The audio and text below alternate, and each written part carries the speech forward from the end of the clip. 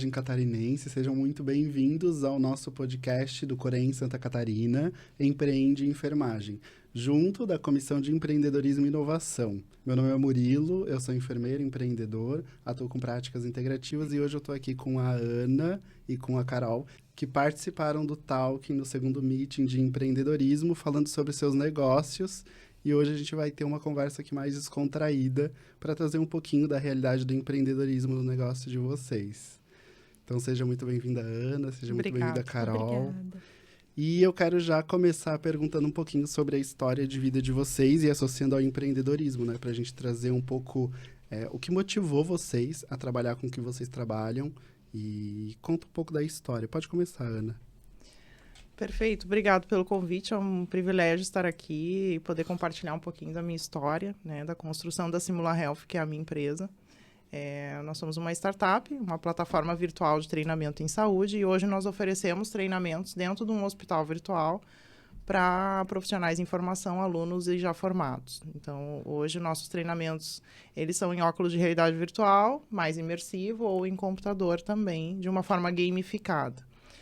Como que eu cheguei na simulação e nesse formato, né, de treinamento? Porque, como eu falei à tarde, né, nós conversando, eu já fui aluna, eu já fui professora e também já fui enfermeira, chefe de equipe. E a dor sempre era a mesma, a falta de treinamento.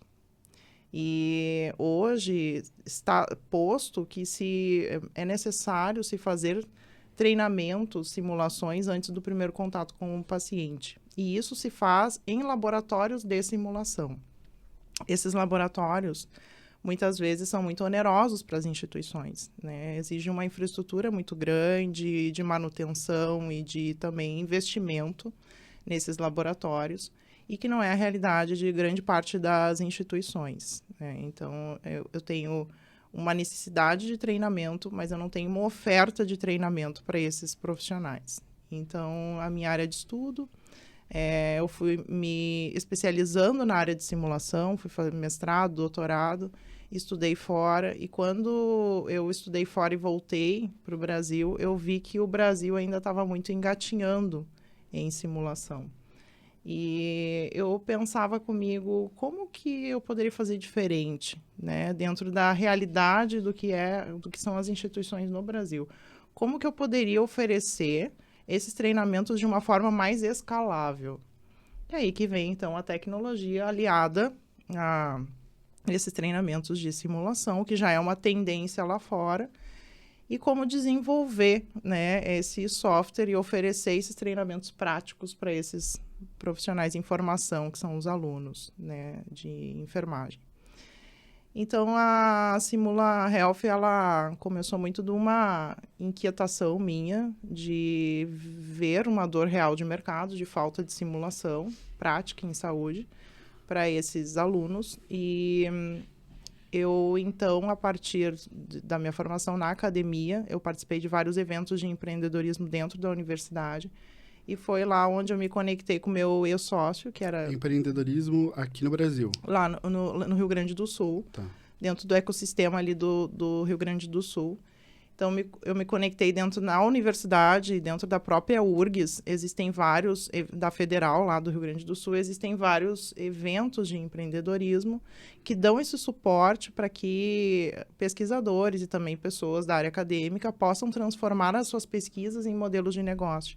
Então, foi o que eu fiz. A ideia era, então, transformar a minha tese em algo que fosse mais escalável em termos de simulação.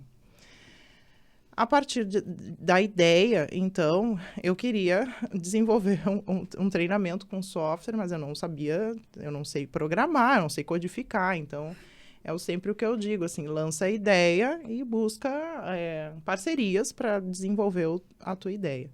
Foi, então, que meu ex-sócio, que fazia doutorado em IA na época, na URGS, se conectou à minha ideia e disse, bom, acho que aqui eu posso ajudar. E participamos dos eventos de empreendedorismo, fomos destaque em alguns, e a gente, peraí, eu acho que a gente não está falando bobagem, eu acho que faz sentido isso que a gente está falando aqui. E fomos participando dos eventos até que resolvemos fundar a Simula Health no final do ano de 2021. sem recurso, sem dinheiro, sem ferramentas, só com o nosso conhecimento, boa vontade, a gente começou a prototipar um hospital, uma unidade de internação com um paciente avatar, que era um paciente apenas, e a gente desenvolveu um treinamento das 6 metas internacionais de segurança, porque nós, também validando isso com potenciais clientes, a gente viu que talvez fosse um treinamento que abrangia um número maior de pessoas, né? Então, a gente começou bem protótipo mesmo, e a partir daí, a gente começamos a nos relacionar com o ecossistema gaúcho ali, participar de eventos de empreendedorismo, passar por algumas acelerações e fomos buscar recursos. Nós nos inscrevemos, como nós tínhamos assim um perfil muito acadêmico, nós resolvemos nos inscrever em alguns editais de fomento do governo.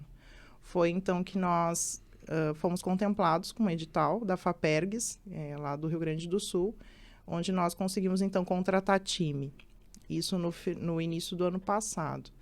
Então, aí sim, nós estruturamos um hospital virtual com vários setores, áreas abertas, áreas fechadas, com maquinários, tudo modelagem 3D.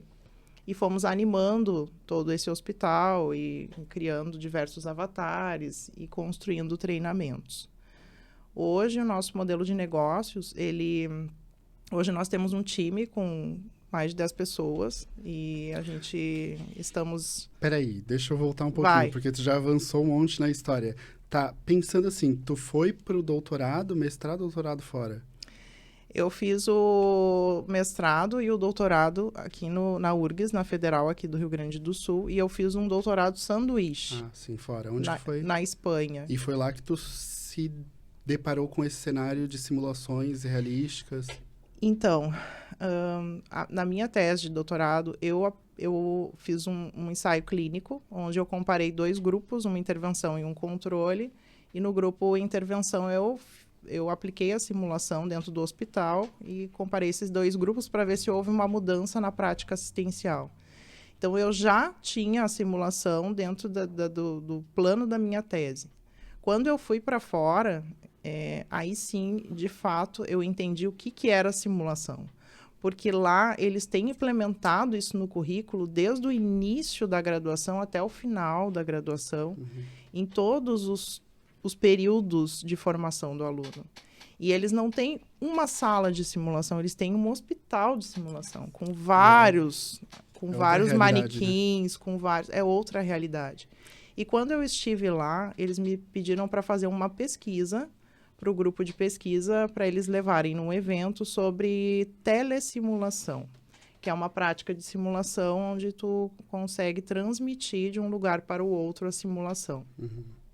E foi um pouco difícil, porque era um termo novo, foi um pouco difícil para mim achar artigos que falassem sobre isso, porque era muito novo. Pensando que tu estava indo fazer o doutorado sanduíche, né? Então tinha que ter a base ali acadêmica. Exato. E quando eu comecei a fazer essa pesquisa, usei alguns descritores que me remeteram a alguns artigos falando sobre realidade virtual. Então, foi o primeiro contato mesmo que eu tive com óculos de realidade virtual, com gamificação, com fazer uma simulação à distância. Então, foi o primeiro contato que eu tive. Então, eu já vim um pouco instigada com isso. Quando eu voltei para o Brasil, eu já vim um pouco mais instigada sobre isso. Mas nunca, ou já estavas com desejo de empreender desde essa época? Ou foi despertando depois que tu voltou para o Brasil?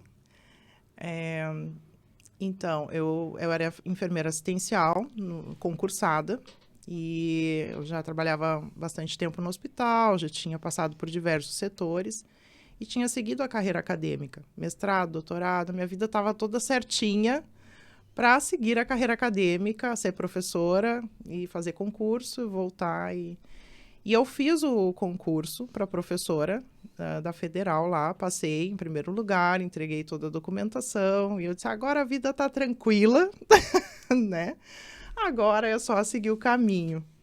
E bem quando isso aconteceu, que eu terminei o doutorado e apresentei a tese e fiz o concurso para professora substituta, houve uma medida provisória do governo dizendo que não ia ter contratação em federal e a pandemia. Então, foi um banho de água fria, assim, né? Porque toda a minha trajetória eu tinha construído para chegar ali né? E, de fato, assumir o papel de dar aula. E também era na Federal do Rio Grande do Sul. Também era na Federal, lá do Rio Grande do Sul. Mas eu vou te dizer, assim, Murilo e Carol, que foi meio... Sabe uma caída para cima? Sabe aquilo que tu não espera, aquele banho de água fria que te faz repensar em Mas algo? tem que acontecer. Exatamente. E foi nesse momento que eu resolvi investir em mim, né? Eu fui realocada para UTI, trabalhei com os pacientes de Covid e fui fazer um curso em São Paulo, num dos distribuidores de simuladores. E lá tinha uma turma de umas 15 pessoas, sendo que eu era enfermeira, que paguei meu curso e tudo, investindo ali, né? Um médico residente e o resto eram tudo professores de enfermagem de universidades pelo Brasil. E era um médico dando aula com casos médicos, né, para aquele médico. E eu disse assim, gente, mas tem alguma coisa errada aqui. Tem um nicho de mercado que não está sendo explorado. E voltei daquela ida para São Paulo com uma ideação. Eu tinha um sentimento muito... Eu sempre fui muito intraempreendedora. Sempre fui muito... Eu tenho um espírito, uma atitude empreendedora. Mas eu não sabia que eu tinha, né, até então. Porque a gente não conhece esses termos, né? E também não conhece que isso é empreendedorismo também, né? Exatamente. E quando eu voltei muito instigada a querer fazer algo dentro da minha área de estudo, que era com a simulação. Legal. E aí foi onde a gente volta na conversa lá, que eu comecei a participar dos eventos de empreendedorismo exatamente porque eu não tinha sido chamada para assumir a minha vaga de docente ali na universidade. Há males que vêm para o bem, né? Há males que vêm para o bem. Então, eu comecei a empreender a partir disso. Eu criei a startup, fundamos a startup. E depois eu fui chamada para dar aula também. Dei aula. No concurso que até então não tinha sido contratada. Exato. Teve uma época que eu dava plantão, aula e mais a startup. Tava quase colapsando de tanto Meu Deus, trabalhar. Já colapsei só de ouvir. E depois eu, então, resolvi que a docência, a educação sempre é algo que me motiva, né? Trabalhar com a educação, com conhecimento. Mas eu vi que eu poderia trabalhar com a educação e com o conhecimento por uma outra vertente, que não necessariamente dando aula na universidade. Eu poderia trabalhar com a educação de uma forma simulada, com, né, o simulador, e que isso poderia ser um negócio, e um negócio rentável. Então, eu decidi que eu ia manter ali os plantões por um período até eu conseguir fazer a transição, investir minha energia na startup e a docência eu ia deixar em stand-by por um tempo, e que eu poderia resgatar isso depois, né, com o tempo. E está em stand-by até hoje. Está em stand-by até hoje, porque empreender te demanda uma energia e uma dedicação. 24 horas? Eu acordo e durmo pensando na startup. É um sonho, né? Também. Eu sonho. Não é pesadelo, é sonho, tá? Vamos dizer, porque é bom. É o nosso negócio, É o teu negócio. Tu tá criando de uma algo... cobrança de alguém que nem é o teu negócio, né? Exatamente. Então, a história da Simula foi isso. Foi por meio de um investimento ali da minha trajetória de estudos e que eu vi uma possibilidade, um nicho de mercado e uma coragem, uma ousadia ali de empreender nessa área. Acho que a Carol vai contar um pouco da história dela ali também, que no início ali, né, Carol, é bem desafiador até a gente conseguir, de fato, criar um negócio do zero. Mas é possível, né? Então, vamos para a Carol agora. Carol, me conta então um pouquinho da tua história empreendedora, onde que o empreendedorismo entrou na tua vida, mas pensando também na tua história de vida, sabe? Sim. Acadêmica, profissional, pessoal, mas pensando nessa história, assim, nesse recorte. Conta pra gente. Perfeito. Pensando, né, quando a gente faz um resgate, olhando para trás, assim, eu acho que eu sempre tive muito isso, assim, dentro de mim, porque eu lembro que quando eu era bem novinha, eu sempre inventava alguma coisa para fazer e levava para a escola para vender, né? Então era bijuteria, depois era o chocolate, era umas coisinhas lá, umas esculturas com bala de goma, sabe? Umas coisas que... Ah, eu vou te interromper. Sabia que quando eu era pequeno, eu via a vizinha da minha tia fazendo brincos desses com materiais que comprava, sabe? Quando a gente era pequeno, que era comum as meninas venderem. Sim. E aí eu vi ela fazendo isso, ela ganhava dinheiro com isso. E aí eu queria ganhar dinheiro também, porque eu vi ela fazendo. Aí ela fazia com os negócios bons, só que material ruim ela não fazia. Aí ela deixava pra mim e pro meu amigo, que é o irmão dela, e a gente usava material enferrujado pra fazer os brincos também do nosso jeito, que ficava horrível de feio. E a gente ganhava dinheiro com aquilo, as pessoas compravam por pena, né? Mas o espírito empreendedor vem desde a infância, né? É isso, tá na gente, né? Então a gente vai criando formas ali de dar um jeito de empreender, né? De começar essa trajetória. Bom, mas então resolvi que seria enfermeira, e aí eu sempre tive muito isso na minha cabeça, de que eu queria fazer a diferença na vida das pessoas. Então não era ser mais uma, né? Mais uma enfermeira. Fiz toda a graduação com várias inquietações e vários questionamentos, porque sou muito questionadora na vida, né? Para tudo. E aí, então, me formei e fui para residência. Eu fui da primeira turma de residência multiprofissional em cuidado paliativo do Brasil. Não tinha residência multi nessa área. Onde que era a residência? Na Faculdade de Medicina da USP, né? Vinculada ao Hospital das Clínicas.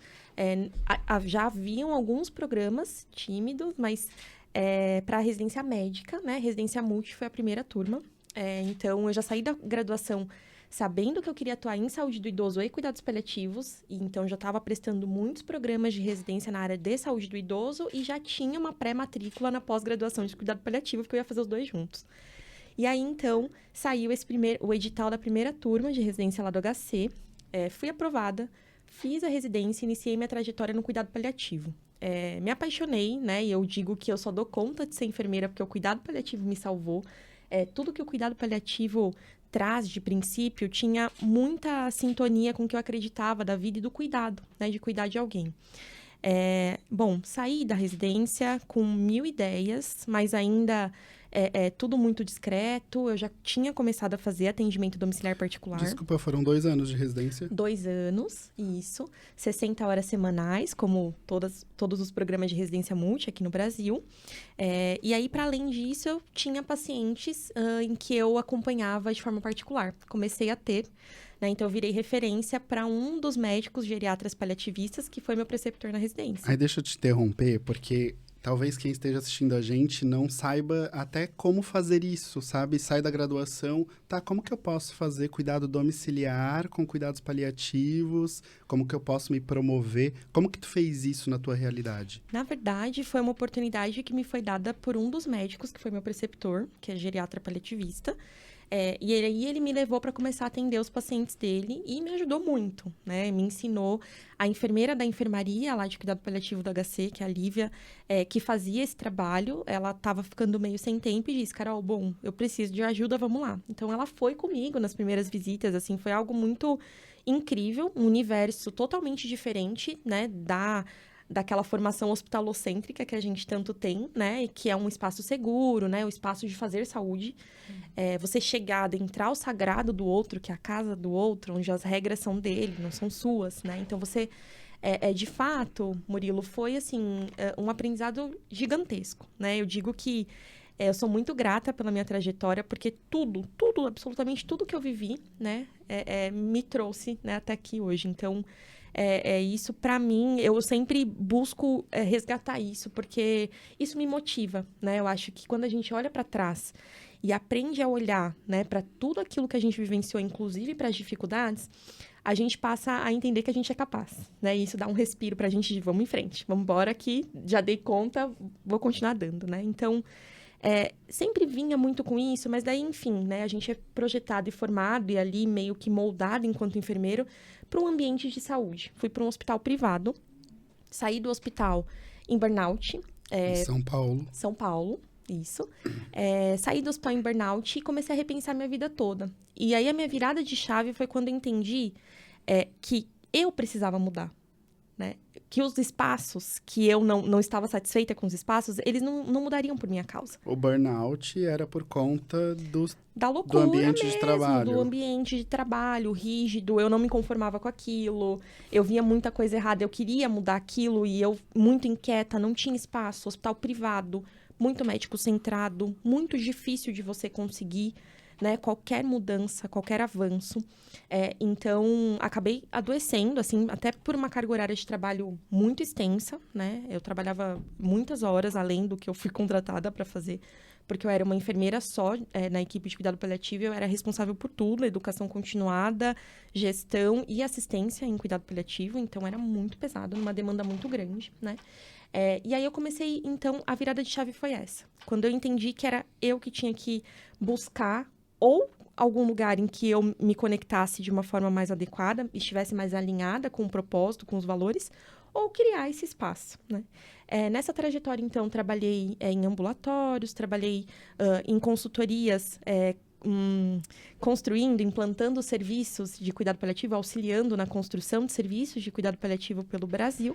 E isso também me trouxe muito aprendizado, porque daí eu comecei a notar, bom, isso dá certo, isso não dá, bom, isso dá para fazer diferente. E aí, isso de empreender dentro do negócio do outro, né, que eu não conhecia isso, né, tenho refletido muito agora, né, sobre isso, mais recentemente. Que é bem comum na obstetrícia, né? Total. Enfermeiras obstetras geralmente empreendem junto de médicas ou médicos obstetras. Exato. Então, poder estar naquele espaço me trouxe, né? Deixa eu só ajeitar aqui. Arruma o cabelo. Eu ia falar, arruma o cabelo. Pronto? Sim. Então, estar num espaço desse, onde a gente já tinha uma metodologia para fazer essa implantação, né? Então, a gente começava com um diagnóstico institucional, a gente buscava identificar ali as necessidades daquele serviço, as potências daquele serviço para poder definir o melhor formato do serviço de cuidado paliativo, da equipe de cuidado paliativo, construir, né, todos os protocolos assistenciais. Isso tudo me deu muita bagagem para quando chegasse a hora de construir o meu próprio negócio.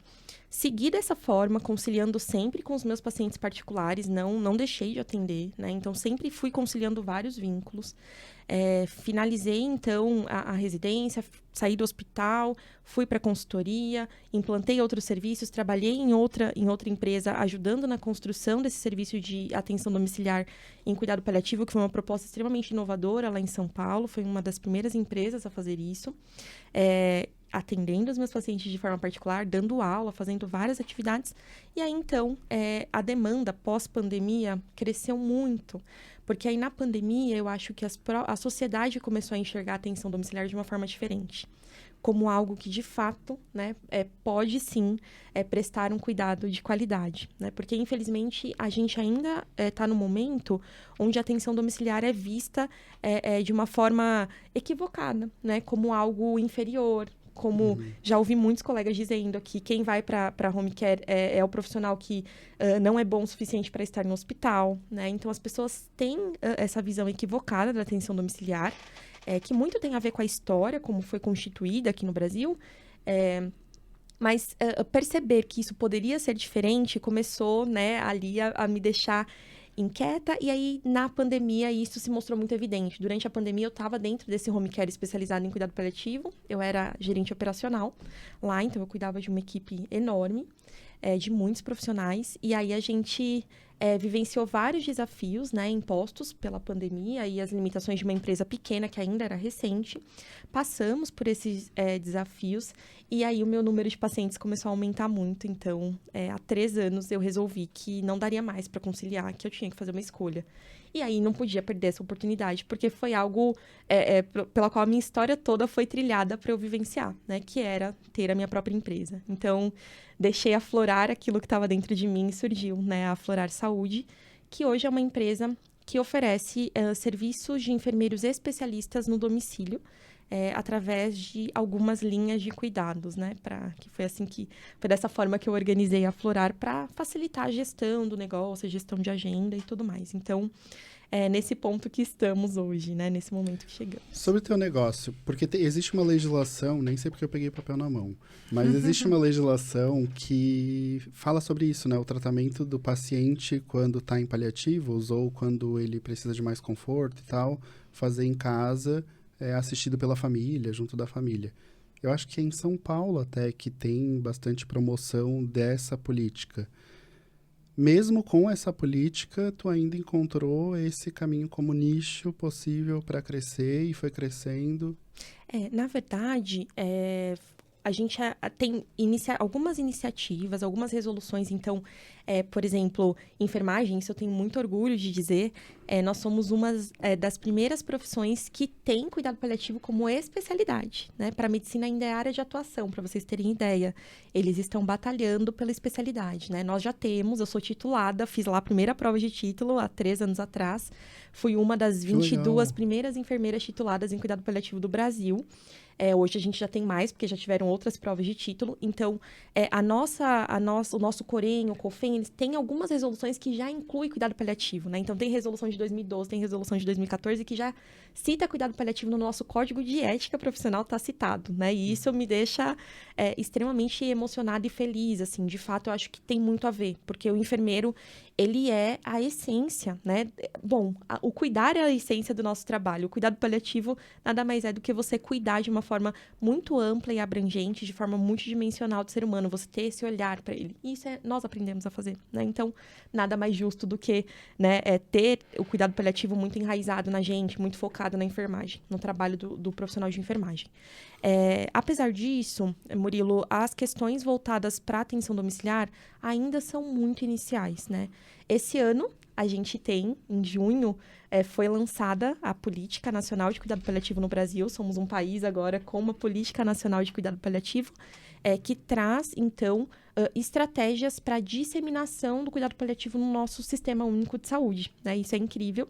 Isso nós também lutamos muito para alcançar, nós enquanto paliativistas, porque é necessário, né? Precisa disseminar. A gente tem uma necessidade gritante, o número de pessoas com condições crônicas de saúde só aumenta, e, portanto, o número de pacientes elegíveis e que se beneficiam de cuidado paliativo também, né? Então, a gente precisa fortalecer, de fato, isso, e uma das estratégias da política é, de fato, investir na atenção domiciliar, porque o Ministério da Saúde entende, né, que a atenção domiciliar é um pilar ali dentro da rede de atenção à saúde de fundamental importância, né? Eu costumo dizer que até para salvar o nosso sistema de saúde, que hoje ainda funciona muito focado no atendimento dos pacientes com condições agudas, né? Então, o hospital, ele serve para quê? Para o paciente ir, ter a sua condição de saúde resgatada, né? Ter o seu problema revertido e ir para casa, né?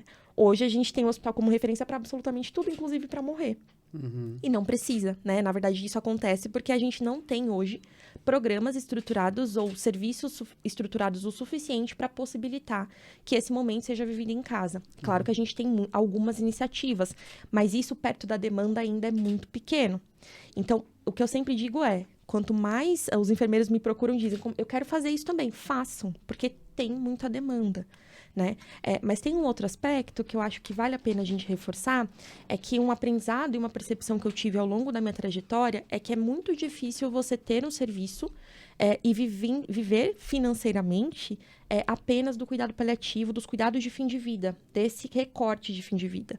Porque é um paciente que demanda muito tempo, muita energia, né, muito recurso humano qualificado por um tempo pequeno, então a rotatividade é muito alta. Para você manter o negócio só com isso é muito difícil. Por isso, então, a gente tem linhas de cuidados, né? Eu não cuido só do paciente em fim de vida. Pelo contrário, o que eu fiz foi trazer os princípios do cuidado paliativo para dentro da cultura institucional da minha empresa. Então, eu atendo olhando de forma multidimensional, com boas estratégias de comunicação, com esse olhar cuidadoso, com empatia, com compaixão, todos os pacientes que eu atendo dentro da Florar, né? E isso é transmitido para os enfermeiros que são parceiros também da empresa, todos vão ali com o mesmo olhar, né? Então, isso começa a transformar as empresas, né? Eu vejo o cuidado paliativo como um hábito angular, que ele devia estar inserido nos sistemas de saúde como uma potência ali uma potência que pode transformar aqueles serviços e a qualidade do serviço que está sendo prestado, né? Eu acho que ele é muito maior do que só uma especialidade ou um nicho, né? Eu acredito nisso, mas sou suspeita porque eu vivencio, respiro isso há 11 anos. Mas é dessa forma, né? Então, a gente ainda tem algumas iniciativas, na verdade. Quais são as linhas de cuidado que vocês fazem? São 7 linhas de cuidado. Eu sou estomaterapeuta também, então a primeira linha de cuidados é procedimentos de enfermagem, de modo geral, administração de medicação, então são os pacientes pontuais, né? Troca de catéteres, troca de sonda, enfim, curativo de pique, né? Esses procedimentos iniciais. A segunda linha é cuidados com feridas, a terceira, cuidados com estomias, a quarta, cuidados com incontinência, então as 3 áreas de estomaterapia, né, são abarcadas aí nessas linhas. A quarta linha de cuidado é a gestão de cuidados, então é o paciente o idoso frágil, o paciente com condição crônica que está estável, mas que os cuidadores precisam de um suporte, que precisam de alguém ali para encabeçar esse cuidado e organizar o cuidado, orientar as adaptações no domicílio diante, né, da evolução da doença. A quinta linha de cuidado diz respeito à podiatria clínica. A sexta, então, né, é podiatria clínica, que eu também sou podiatra clínica, muito focada no tratamento de idosos, de alterações nos pés, em membros inferiores de idosos e pessoas com diabetes, né?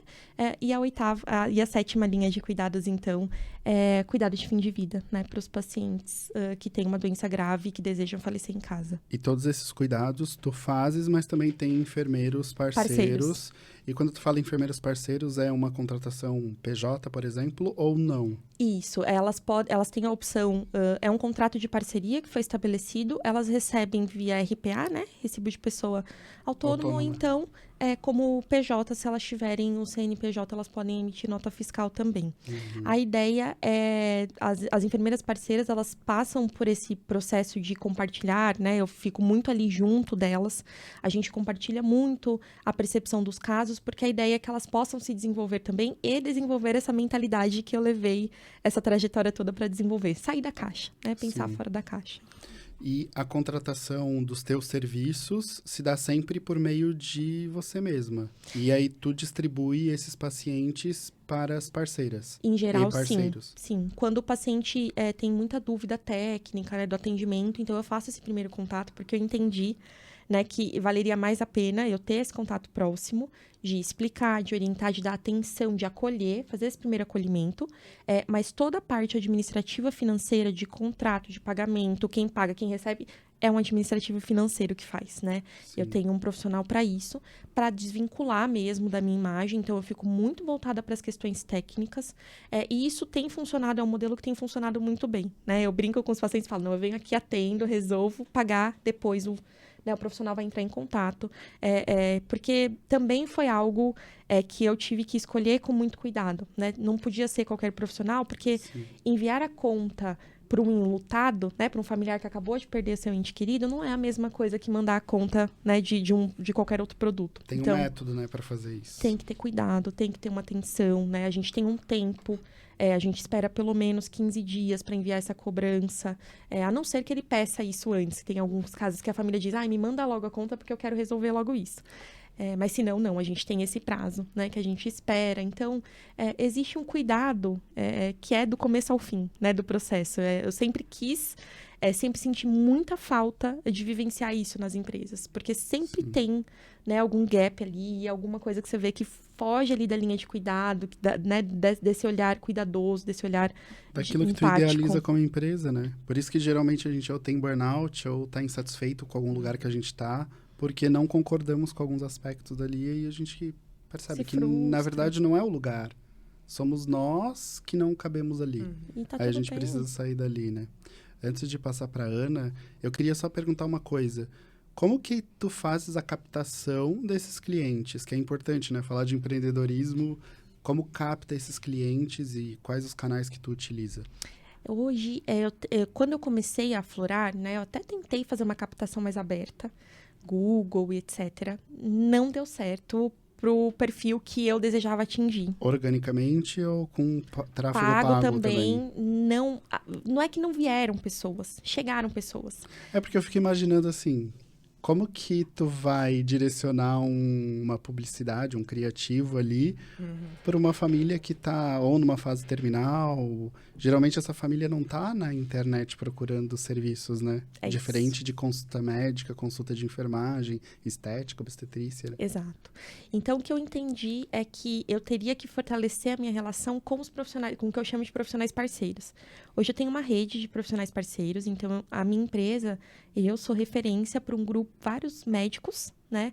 Médicos, fisioterapeutas, psicólogos, vários profissionais do meio que me conhecem e que conhecem o meu trabalho e que me recomendam, né? E isso começou a crescer num tanto, né? Que eu comecei a ter que trazer enfermeiros parceiros para dividir a demanda, porque a demanda começou a aumentar muito, né? Então, o meu maior fonte hoje, né, de indicações de recomendação é por esse boca a boca e é pela recomendação desses profissionais parceiros, o que é muito legal, porque a gente consegue manter uma relação muito próxima com esse parceiro, então eles já conhecem meu jeito de trabalhar e da minha equipe, a gente chega, avalia o paciente, se a gente identifica qualquer alteração ali do que não estava previsto, a gente já liga para o médico de referência, a gente já debate, a gente já conversa e já resolve o problema do paciente, né? Então, a gente agiliza muito o atendimento, né? Porque eu costumo dizer que a pessoa que está em sofrimento, seja por uma condição aguda ou porque ela, de fato, está evoluindo para o fim da vida com uma doença avançada, ela não tem tempo a perder.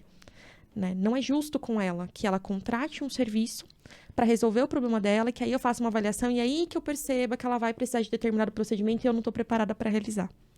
Né? Então, as minhas enfermeiras têm, assim como eu, uma mala que eu chamo de Mary Poppins, porque tem de tudo na mala, que foi construída ao longo desses anos de atenção domiciliar, onde a gente tem os kits de emergência, que eu chamo ali, para os procedimentos de emergência, que podem ser que não estejam previstos, mas que durante o atendimento a gente pode identificar. Né? Tu entrega uma mala dessa para cada parceira? Uma mala toda. Tu não vende? Não. É um contrato de parceria, tá. Eu entrego para elas, né? Elas assinam lá um termo de que receberam, assim como o uniforme, tudo, né? O privativo lá da Florar direitinho, porque todo mundo segue o mesmo padrão. E eu percebi que isso faz muita diferença. A forma como você se apresenta, a forma como você chega na casa, o fato de você colocar o propé, de você se preocupar em colocar o propé antes de entrar na casa do outro, porque eu não entro de sapato da rua nem na minha casa, porque eu vou fazer isso na casa dos outros. Sim.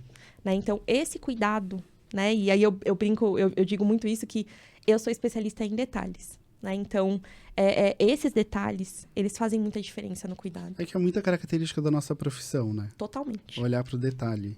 E se a gente não olha para o detalhe, a gente perde também mais essa essência que é muito característico nosso, né?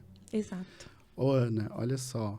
Oi. Tu tava ali falando, como eu trabalho com terapias, eu adoro pegar na fala da pessoa algo que tá lá no inconsciente dela gritando e que às vezes ela não percebe, né? Enquanto tu falava, mas hoje, durante a tarde, até durante o meeting, para quem tá assistindo a gente, estávamos no meeting, né? E durante o meeting, tu também trouxe essa fala, que aí eu quero trazer aqui pra gente discutir um pouquinho sobre isso. Tu falou assim, eu já fui enfermeira, e aí eu queria que tu trouxesse esse olhar, assim, tu já foi enfermeira, quando tu fala isso, é enfermeira assistencial. Assistencial, claro.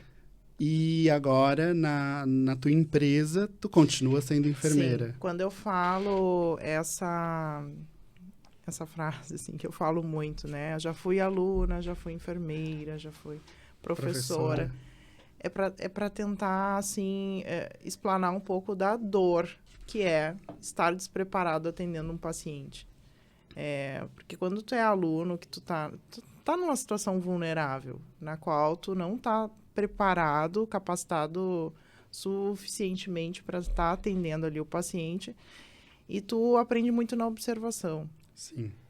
Quando eu digo, já fui enfermeira lá nos primórdios, né? Lá no início, também, olha, eu vou dizer assim, de forma bem franca, e que eu fui me sentir segura mesmo a atender um paciente sozinha, quando 1 ano e meio, quase 2 anos de hospital.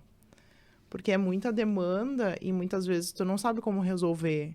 Então, eu percebo que muito dessa dor que a gente vivencia, essa situação de vulnerabilidade, assim, é porque falta a experiência. A experiência vai te dar isso. Mas tem como minimizar, E tem como minimizar e não ser tão sofrido, que é simulando, fazendo simulação, repetindo, fazendo de novo. Porque essa é a minha bandeira, assim, de o quanto mais tu te colocar em situações seguras para que tu possa simular, tu vai estar mais preparado para atender, de fato, quando acontecer uma intercorrência. E a mesma coisa, eu observava a minha mesma dor que eu tinha quando aluna e quando início de carreira profissional na assistência, é a mesma dor que eu via os meus alunos no início da trajetória profissional deles. Sim. E eu pensava comigo, por que tem que ser assim? Então, eu acho que nós, empreendedores, nós somos muito indignados com por que tem que ser assim? Por que não pode ser diferente? Por que as pessoas não podem usar de um recurso para poder se capacitar de uma forma mais eficiente, de uma forma mais eficaz?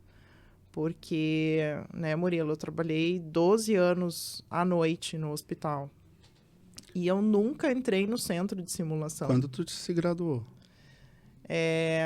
Eu já entrei direto já entrei do concurso, já fui direto pro hospital. E eu passei no concurso quando eu era aluna ainda. Então, eu falo 12 anos, faz muito. Mas fui gente quando ela se graduou, né? Foi. Então, talvez por isso que eu tenha também esse sentimento tanto de insegurança lá no início, porque eu não tinha experiência profissional, a não ser estágios. E isso não te dá uma bagagem para entrar dentro de um hospital de clínicas, onde a exigência já é muito maior. As pessoas que entram ali já passaram, já têm um currículo, já têm uma trajetória, já têm uma caminhada. Então, tanto a nível técnico quanto superior. As pessoas já fizeram uma prova, já. Então, foi um desafio. Então, quando eu trago isso, é para explanar a minha dor como aluna, a dor que eu via dos meus alunos, a dor que eu vejo, muitas vezes, até dos meus colaboradores, que não são, não têm aquela competência para estar atendendo e não tem uma tomada de decisão rápida. Se eu proporcionar, não que as simulações, elas são muito complementares, né? Vai continuar existindo a simulação com manequim, vai continuar existindo a simulação com peças anatômicas, vai continuar a simulação de procedimentos, mas será que eu não posso resolver, muitas vezes, uma demanda de simulação com um recurso tecnológico que vá já atender aquela minha demanda? Eu sempre brinco muito, assim, será que às vezes um Duolingo já não resolve?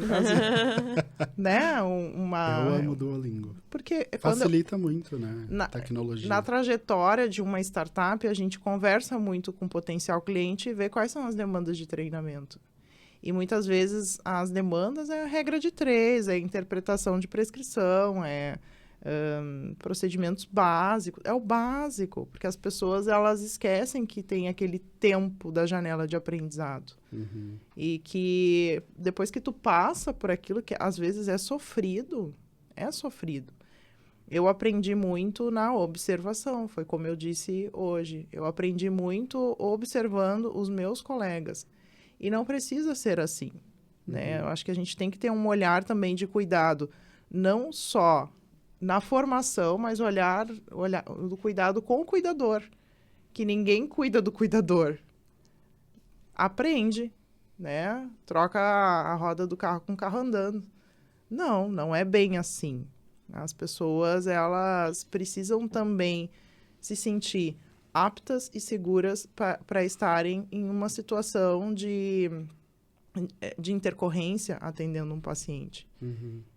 Então, a simulação, ela pode não atender todas as demandas, mas com certeza, Murilo, quanto mais tu te colocar em situações de simulação, quando de fato tu estiver numa situação de intercorrência, tu vai saber o que fazer. Sim. Me diz um negócio. Hoje, os teus maiores clientes, na verdade, não maiores clientes, mas a maior parte dos teus clientes são instituições educacionais ou hospitalares de saúde, de modo geral? nós começamos conversando com hospitais. Olha como foi. Assim, a gente vai Foram apresentando o trabalho, tu disse. em hospitais. E no modelo B2B, que é a venda para instituição, a venda é muito longa, né? É uma venda de vínculo, tu cria um vínculo, às vezes 6 meses, 8 meses para fazer um fechamento. A gente começou conversando com hospitais, e os hospitais têm muitas particularidades dentro dos treinamentos.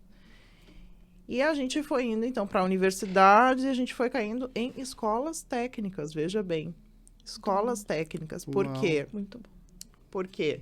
Porque ninguém faz simulação para o Nossa, técnico. muito legal. E eles precisam, né? E porque também dentro... Eu já dei aula em curso técnico, né? Geralmente é no curso técnico que eles não têm acesso a anatômicos. Exatamente. As peças anatômicas, elas são de gesso ou de outros Resina. materiais, resina.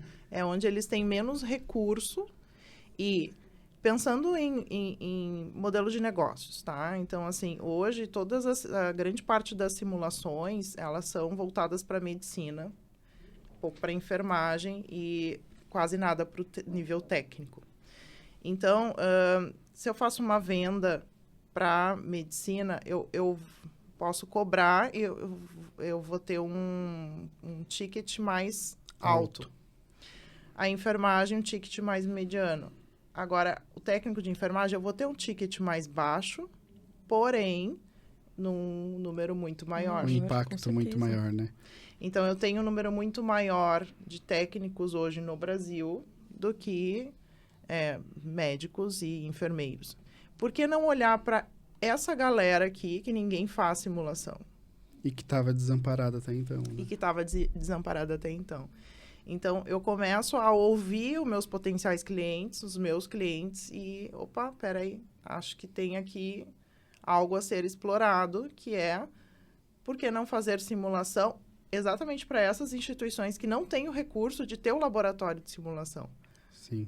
Porque esses manequins e toda a infraestrutura que reproduz um ambiente hospitalar é muito caro. E encara a manutenção. Nisso até, né? Quais são as simulações que vocês usam sempre com óculos 3D ou utiliza também o online? Como que é na tua empresa? Então, nós começamos com óculos de realidade virtual porque a ideia era fazer mais imersivo que causasse um impacto emocional. Chama de realidade virtual, eu falando 3D. O ambiente é todo moldado em 3D. A gente chama realidade virtual porque tu sai da tua realidade e tu entra numa outra realidade. É muito legal, eu já experimentei isso num evento. Só que aí vem um outro desafio, né? Que foi o impacto, uma barreira de mercado do hardware. Por mais que o hardware que nós estivéssemos escolhido fosse mais acessível, barato, o preço de um celular, que nós escolhemos o modelo da Meta, R$3.500, R$4.000, tu compra Mas as instituições não estavam preparadas para o treinamento com o óculos. E também a tecnologia estava se desenvolvendo. Precisava de uma internet também bem acelerada ou não? Aí que tá. Não precisa. O treinamento ele é feito totalmente offline. Tu baixa, como se fosse um aplicativo do celular. Tu baixa ali o aplicativo da simulação e tu entra no hospital virtual e tu já pode simular. Só que havia um desenvolvimento natural do software, tá? Que requer toda a parte de usabilidade, enfim, algumas pessoas não se adaptavam. Eu disse assim, não, só um pouquinho. A gente precisa entrar no mercado, então vamos transformar tudo para computador. Então, são sacadas que tu vai tendo, ouvindo quem, de fato, vai comprar de ti. Sim. E outra, que isso também já está posto, assim, celular. Por que não usar o celular para fazer algum treinamento ali de algo que seja mais mnemônico, que seja uma memorização? Por que não, né? Porque dependendo do objetivo de aprendizado do aluno, do colaborador, eu já posso usar o próprio celular para fazer esse treinamento. Então, assim, Murilo, é muito... Qual que é o objetivo, né? Eu preciso fazer uma simulação clínica, um manequim, alta fidelidade, né? Um laboratório de simulação, quando tu, de fato, tu precisa desse treinamento. Mas tudo que precede isso antes... Raciocínio clínico, tomada de decisão, uma abordagem mais de memorização de protocolos de segurança e tudo mais. Eu não necessariamente preciso de um simulador de laboratório para fazer isso. É importante? Vai continuar fazendo? Sim. Tem que, mas são complementares. Porque se eu oferecer para esses profissionais outras formas de se simular, outras ferramentas, eles vão sair muito mais preparados, porque dentro do ciclo de aprendizado, isso é cumulativo. Esse aprendizado, ele é cumulativo. Então, eu aprendo teoria, eu aprendo na prática, eu faço uma gamificação, depois eu vou para o laboratório de simulação. A tua captação de clientes, então, é apresentando os produtos para as instituições, de modo geral? Sim, muito networking. Sim. Muito networking. E tu aproveita quais momentos para fazer esse networking? Muito, assim, hoje com o tempo eu fui entendendo, sabe, que são mais, assim, eventos voltados para a área da saúde, eventos de simulação, sabe, conexões com pessoas que são da área, que vão estar te abrindo portas. Então, todos esses meus contatos que eu fiz sempre foi de uma forma muito orgânica e estratégica. Então, fiz muitas lives, fiz muitas visitas, me convidei muitas vezes, né, posso assistir e tal, aquela coisa. Então, assim, é um vínculo. É um vínculo que tu vai criando e que tu vai gerando aquela conexão. E a venda é natural. Sim. Depois, com o tempo, tu vai entendendo que é natural. Porque eles vão entendendo o propósito, eles vão confiando. E claro, né? Tem um desafio aqui que a gente precisa falar. Software. Desenvolvimento de um software é bem desafiador, tá? Primeiro, porque existe uma equipe de tecnologia por trás que não entende nada de saúde. E existe uma equipe de saúde que não sabe nem por onde começa a fazer um treinamento, né? Então, não sabe quais são as possibilidades de se fazer em tecnologia. E acho que é fácil, né? Eu só queria uma voltinha aqui, assim. Para tu chegar nessa conexão, assim, de casar essas duas áreas, levou muito tempo. E eu cheguei nisso, sabe? Assim, de conseguir me fazer entender para a equipe de desenvolvimento e eles entenderem a ideia. A partir daí, eu consigo começar a escalar. Então, é como se eu achasse a receita do bolo. Sim. Eu achei o formato. Agora, Sim. Eu fecho esse pacote e vou alimentando com conteúdo. Por quê? Porque é uma plataforma de conteúdo. Então, quanto mais casos de simulação eu tiver, mais treinamentos eu tiver, mais rico vai ser em simulações e conteúdo, que é o objetivo do E mais resultados, simulador. mais clientes. Com certeza. Legal. Vocês falando, eu fico viajando aqui, né? A gente ficaria horas falando sobre os negócios de vocês. E é muito legal ver nos olhos de vocês o brilho, assim, do empreendedorismo, o jeito que vocês falam sobre o negócio de vocês, que eu acho que é muito... É diferente de quando a gente vai trabalhar num setor que fomos contratados ou passamos num concurso e nos direcionaram ali para aquele setor, né? A gente acaba desenvolvendo o gosto pelo negócio. Já o empreendedorismo, não. A gente tem que já brilhar o olho desde o começo, porque haverão muitos desafios, né? Para a gente encerrar, antes de fazer o fechamento, qual mensagem você deixaria para que os enfermeiros que vão nos assistir em casa, né? Empreendedores ou aspirantes, né? Para eles desenvolverem esse desejo, sabe? Pelo empreendedorismo. Porque eu percebo muito que a enfermagem quer ver uma possibilidade, mas tem medo de dar o primeiro passo. O que tu deixaria de mensagem para eles? Então, o empreendedorismo... Eu acho que talvez assim se colocar em situações que tu vai entendendo as possibilidades, porque daí tu começa a despertar o teu olhar para isso. Se colocar em eventos que falem sobre isso, assistir algum podcast que fale sobre isso, ler sobre isso, se colocar em situações para abrir a mente, né? Assim, eu acho que é o primeiro passo. desenvolver este sentimento, eu acho que, eu não vou dizer que é nato, que tu não possa desenvolver, tá? Mas eu acho que tem muito da atitude da pessoa, atitude empreendedora, aquela vontade de querer fazer diferente, independente de como, né? Mas... Desde pequeno, tu já teve aquela... Eu gosto de falar assim, ó, eu tinha um olhar já... Entrava numa loja, falava, aqui tinha... Se tivesse isso, ia mudar tudo, ia ter mais clientes. Numa cafeteria, num restaurante, qualquer lugar, eu entrava Sim. já... Tu tinha já esse perfil desde criança também? Todo empreendedor tem. É muito natural. Todo empreendedor tem. E eu penso, sabe, Murilo, que eu acho que as pessoas têm que estar confortáveis dentro dos seus papéis. A pessoa tem que estar confortável dentro se ela se vê como empreendedora, empreenda. Se ela se vê na assistência, docência, faça isso. Acho que a pessoa tem que se sentir confortável. É que não existe melhor ou pior, papel. né? É o que faz sentido para a pessoa. Agora, despertar o desejo, eu acho que primeiro tu te coloca em situações que tu tenha contato. Sim. Perceba se isso realmente é algo que tu queira investir uma energia e te coloca em alguma situação para que tu te conheça e veja se realmente isso pode atender esse teu sentimento ou se é algo assim, mais uma curiosidade. Mas eu penso que é se desafiar, ser um pouco ousado, ter um pouco de coragem e ali e falar da tua ideia, sabe? E joga pro universo e vê o que volta. E depois tu vê se tu, né, consegue, de fato, tocar essa tua ideia ou se não. Tá bom assim para mim, não quero. Porque é isso, as pessoas têm que estar confortáveis naquilo que elas fazem. Eu acredito muito nisso. Até para migrar para o empreendedorismo, começar a empreender, assim, tem que estar confortável.